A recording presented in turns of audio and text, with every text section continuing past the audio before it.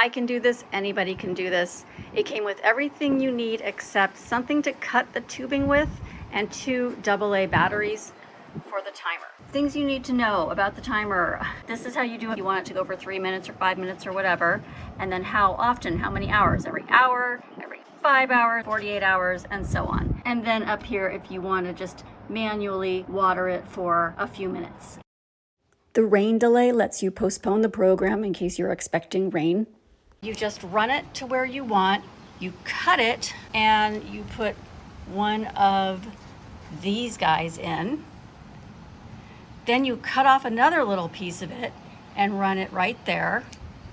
And then stick this on the end with the red facing in. Then you just repeat, this thing right here, I just attached my tubing, went on, cut it, put another one of these, snipped off a little piece for there, put the end on it, and you keep going. When you want it to stop, there's this little black piece that they also give you. All you do is, can you see how I took this tubing and I just doubled it over on itself? It's a really low-tech way to stop it. Please excuse this awful looking succulent. I'm really hoping that this will save it because I can't be relied upon to water it.